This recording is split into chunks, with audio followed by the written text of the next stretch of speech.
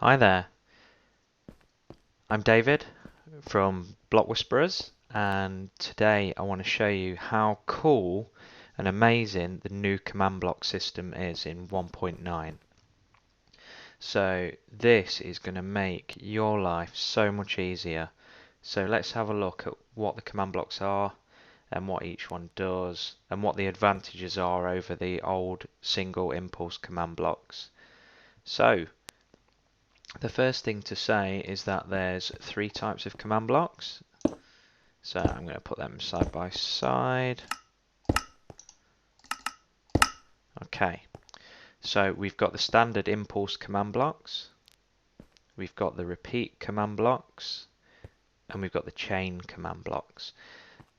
Also, you'll notice that there's an arrow on the side, and I'll explain that later. So let's look at an example of each and how they work. So the impulse command block is exactly the same as before, apart from the arrow on top, which I will explain. So it takes a redstone signal and does a command. For instance, this command in here, give the nearest player in game mode 1 a sponge, a wet sponge actually, called the Sponge of Doom. Okay,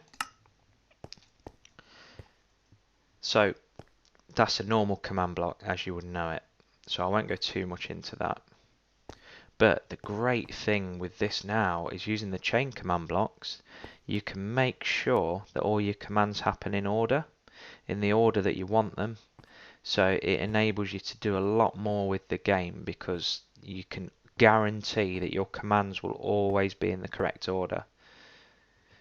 And it saves on a lot of redstone usage and things like that to create delays. When you know a command can only happen after the one before, you can use this system and it will help. So just as an example, so in here I've got say 1, say 2, say 3, all the way up to 10. Okay, so the first block is an impulse block, normal, needs redstone, it's unconditional, and I will go into these as well in a second. So these are all unconditional command blocks, and what I mean by that is that it doesn't matter what happens on the block before, the block afterwards will always run. And I'll do an example of condition afterwards. Let me just set the time today. Okay, we don't work in the night time.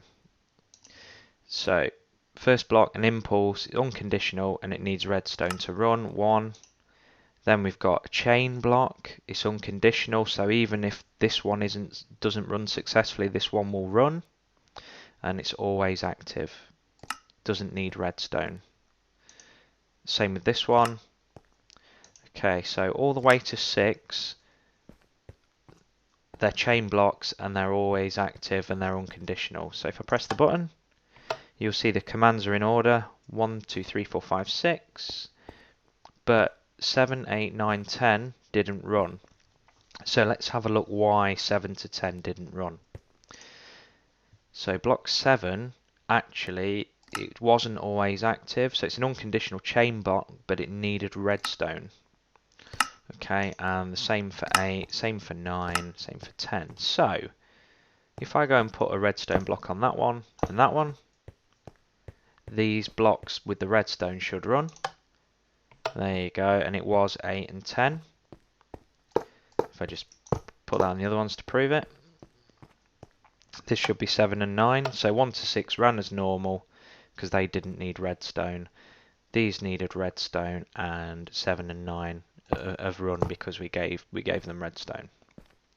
So this will help you guys so much with command block creations. So the next thing to talk about is conditional. So what is conditional? So let's have a look at this command here. This is the Sponge of Doom command. But after the Sponge of Doom command, and you'll see the way the arrows are pointing indicates which way the chain of commands is going to run. So this one here, it goes all the way along the bottom and up, and then all the way along here. They will run in that order. So same for this one. So this one's going to run after this one. However, this is the command to say, I gave you the Sponge of Doom, hurrah. it's a chain command. It's always active, so it doesn't need redstone. It will automatically run after the last one, but it's conditional. So what that means is that this block will only run if this command was successfully executed. So this command will only give a sponge to somebody in game mode 1.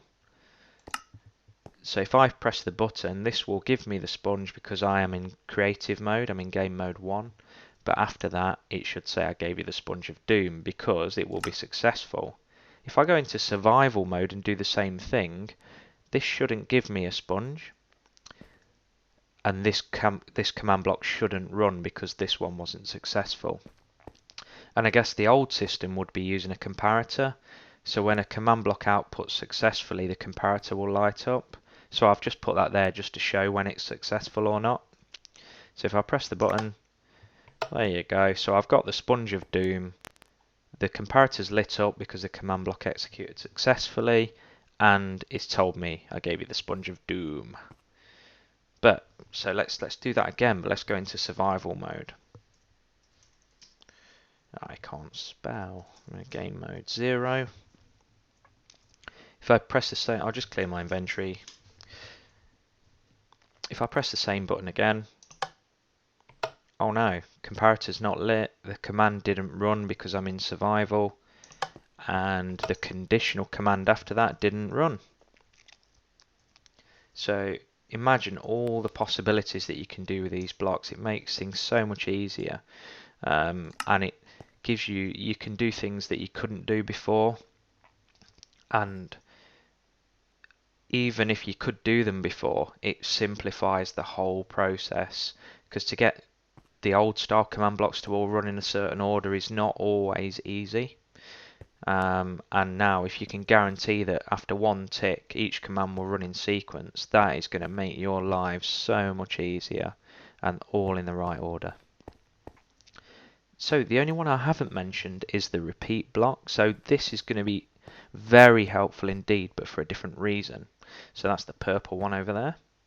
So if you look inside the repeat block, if I just click on it, it's got all the same options. So it can be conditional, it can be always active or needing redstone. So I set up a little example over here. So this is where we're going to start saying bye-bye to redstone clocks for most things.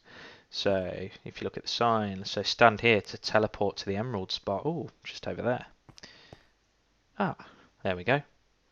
So that did the job. So why did that do the job? And there's no redstone clocks here. So let me just smash this. Ah, red sand is falling. Right. Okay, so it's just one block. There's no clocks around this. In fact, let me prove that. Okay, there you go. There's not one underneath either, look. So inside this block, so it's going to teleport all players within a radius of two blocks to those coordinates, which is the emerald spot over there. So it's a repeat block and it's always active. So that is the same as the old fill clocks. So it will constantly pulse. So it should be, what, 20 ticks a second, 20 pulses a second. So if I go anywhere near this, it's gonna put me over there. Now, this is going to save so much messing around with redstone clocks and things like that. It's going to make your life so much easier.